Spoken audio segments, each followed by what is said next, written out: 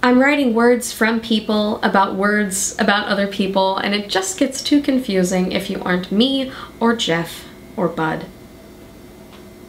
The story is a highlighted mess. I can hear it in my head like a tinny phonograph, the lost memory parts all fogged and hissing. I remember a black room that echoed and served no purpose, where they threw us loud, weird kids for theater class that they called drama and didn't know how right they were. I recited those words to remember them, cut to suit my monologue purpose. And I remember a creased paper in nigh unreadable font because everything in life should be beautiful, and I was too good to let my speech not be memorized in Harrington's serif. I can't smell it, but I can see the floor, the scratched, unpainted black box, actually listed on the schedule as box, which was nothing more than a complete trick of the mind from the moment I stepped in on my first day of high school.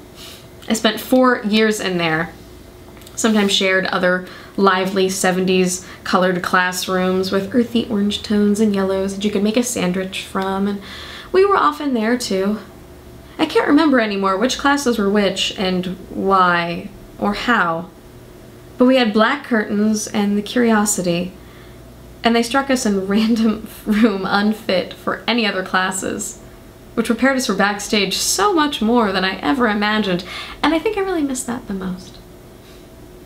The loudness of the floors, the awkwardness of the chairs. I gave a candy cane to someone in that room once. A boy whom I had forgiven for calling me ugly to my face when I was 11. "Thanks, Nick," he said as he took it. I'm not sure I ever saw him again.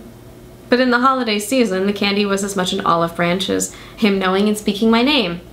"I know you, and I'm not stupid now," we seemed to say to one another, though we were. We were only 14. I did too many assignments because that was the only thing I cared about. Music and performance.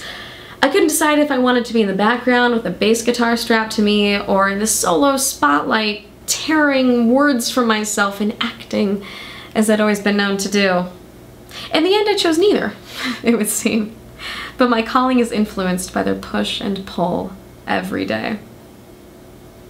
I can read the words in my head and even recite them aloud. I remember what it was like to play it out in front of so many people. They were used to me performing when no assignment was due. They were used to impromptu showtimes to keep my world sane. I had an 120% A++ in the class, if we were going to scale it. I thought that was a joke. Bud Powell's music was as unreachable as the story claimed. It was in the past. I couldn't get them. I'm not sure if I ever heard one of his songs for real, but the story was too good not to tell. In the middle of a book, it wasn't a story at all, but a monologue.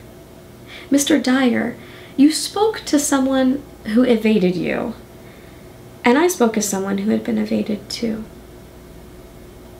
This book meant something to me. I couldn't get the music, because, like, who shared classical jazz songs on Napster anyway? But I didn't even know where to start.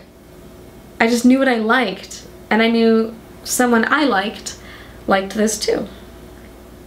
The person I wanted to be. Tall and olive and beautiful. She said she read this book. I cried on the plane. I went into a bookstore and I searched and I searched. When I found it, I read it as quickly as I could. I wrapped up in my love for her and our shared love of this art. 13 years later, it hits me differently, strongly.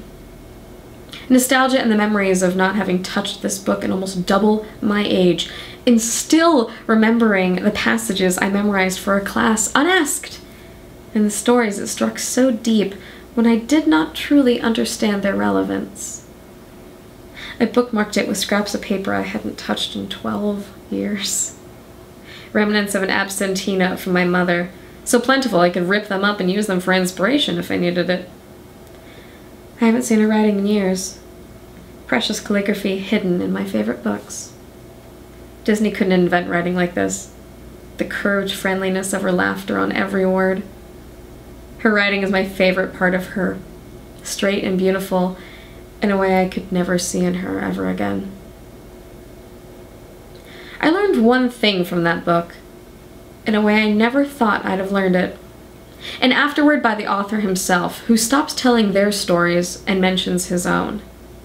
He said that we sound like many other people before we sound like ourselves. He said we learned how to sing by trying to sing the notes of someone else. Maybe I became transcendental then, but I walked around differently. I saw a future I ached for, knowing I was miles ahead of the students I saw because I was singing the tunes of my heroes, and these normal folk were humming to marketing jingles.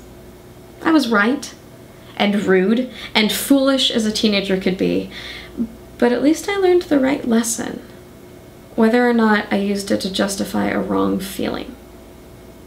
We learn by replication. We find ourselves in trying to be greater.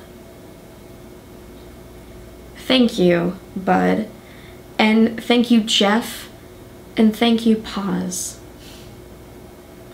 I tried to sound like all of you. And along the way, I stumbled and became me. I call that Bud, Geoff, and I. This is possible from my supporters on Patreon, who are incredible, really wonderful, giving people. By all means, tell me what you think. I'm all over the social medias and things like that. If you want to read it, it's also on my Tumblr, which is nikaharper.tumblr.com, so you can read along with it, which I think might make more sense. No, probably wouldn't. It's more of a train of thought thing. I have no idea. Thank you so much for listening, and I hope you enjoyed.